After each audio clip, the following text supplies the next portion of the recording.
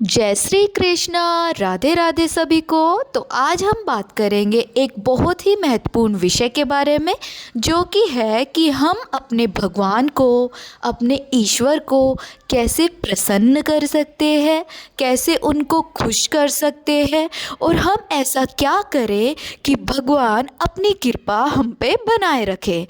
तो अगर आप सभी लोग भगवान पर भरोसा करते हैं, भगवान को मानते हैं, तो सबसे पहले चैनल को सब्सक्राइब और वीडियो को लाइक ज़रूर कीजिएगा। तो चलिए शुरू करते हैं। तो हम ऐसा क्या करें कि भगवान हमसे प्रसन्न रहे और अपना आशीर्वाद हम पे बनाए रखे। तो हमें ज़्यादा कुछ नहीं करना है। ऐसा नहीं है कि हमें बहुत बड़े बड़े मंदिरों में जाना होगा, रोज़ सुबह उठ के कई कई घंटे पूजा करनी होगी, ऐसा ज़रूरी नहीं है। ठीक है, अगर हम अच्छी भावनाएं रखते हैं, हम दूसरों का बुरा नहीं करते और दूसरों के लिए द्वेष भावनाएं नहीं रखते हैं, तो ये हमारे लिए इनफ है, इतना बहुत है। क्योंकि भगवान हम पे हमेशा अपनी नज़रें बनाए हुए होते हैं। वो सब देख रहे होते हैं कि हम क्या कर रहे हैं, क्या नहीं कर रहे हैं। ठीक है, तो मैंने अपने लाइफ में ऐसे लोगों को देखा है जो सुबह उठते हैं जल्दी, कई कई घंटे तक पूजा करते हैं, मंदिर जाते हैं, लेकिन वो मन में तब भी द्वेष भावना रखते हैं, दूसरों का बुरा करते हैं, दूसरों पे दया नहीं करते, ज़रूरतमंदों की मदद नहीं करते। तो ऐसा नहीं है कि भगवान उनके इन चीज़ों को नहीं देख रहे हैं, भगवान हर एक चीज़ पे ध्यान रखते हैं। लेकिन उनको लगता है कि नहीं, हम 5-5 घंटे अगर पूजा कर रहे हैं, मंदिर में जा रहे हैं, तो भगवान तो हमसे खुश रहेंगे। देखिए, मैं आपको एक सच्ची घटना बताती हूँ अपने जीवन की। ये नहीं है कि मैं ये कुछ बना के बता रही हूँ, ध्यान से सुनना। देखिए, मेरे ना पड़ोस में एक भैया है, मतलब ऐसे ताऊ जी के लड़के हैं, सगे ताऊ जी नहीं है वो मेरे, पर हाँ वो उनके लड़के हैं, भैया लगते हैं मेरे। तो वो भगवान को बहुत मानते हैं। वो क्या करते हैं, सुबह जल्दी उठते हैं, भगवान की पूजा करते हैं, लेकिन मतलब कई कई घंटे लगा देते हैं वो अपने मंदिर में। उनका एक अलग से कमरा बनवा रखा है उन्होंने, उनका मंदिर है वो। लेकिन वो क्या करते हैं ना, वो दूसरों पे कभी दया नहीं करते, ज़रूरतमंदों की कभी मदद नहीं करते। मैंने अपने खुद खुद आंखों से देखा है कि एक बार ना उनका मेडिकल स्टोर है, तो उनके मेडिकल स्टोर पे एक बुजुर्ग व्यक्ति आते हैं।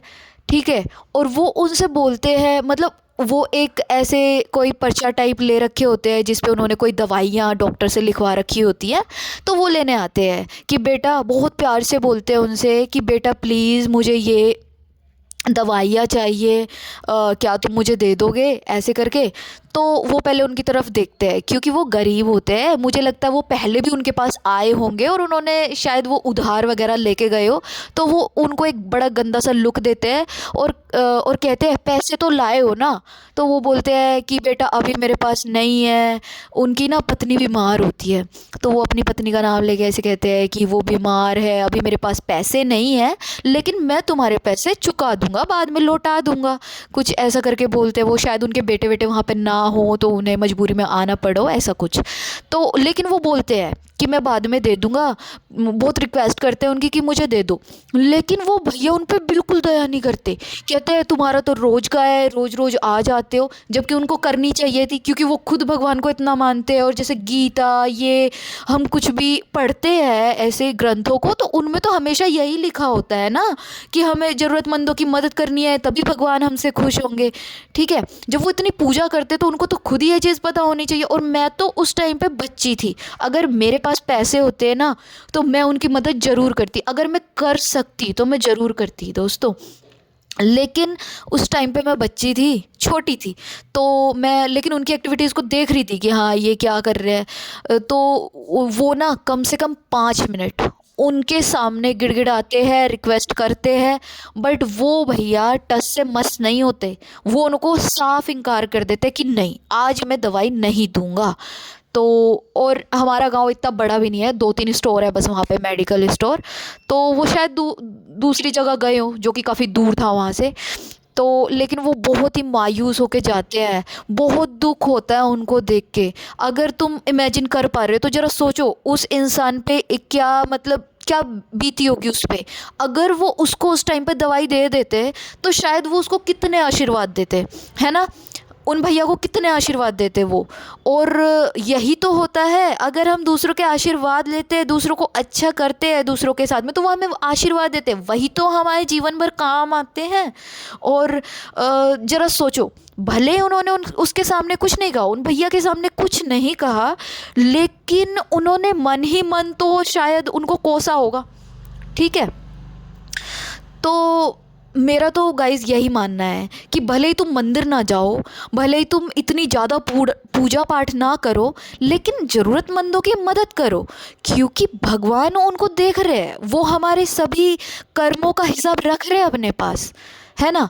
अगर हम आज ज़रूरतमंदों की मदद कर रहे हैं तो कभी ना कभी हमारी लाइफ में भी ऐसा पल आएगा कि हमें दूसरों की हेल्प की ज़रूरत होगी, तो भगवान भले उस इंसान को ना भेजे जिसकी हमने मदद की है, पर वो किसी ना किसी को भेजता है हमारी मदद के लिए, है ना।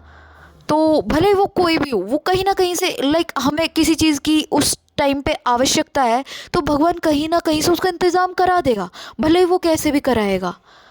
तो मैं तो इस स्टोरी से तुम लोगों को भी कुछ सीखने के लिए मिला होगा, और मुझे भी भाई, मैं तो बहुत कुछ सीखा है इस, मतलब मैं छोटी थी लेकिन ये इंसिडेंट ना मेरे दिमाग से नहीं निकलता है भाई। मुझे तो इससे बहुत कुछ सीखने के लिए मिला।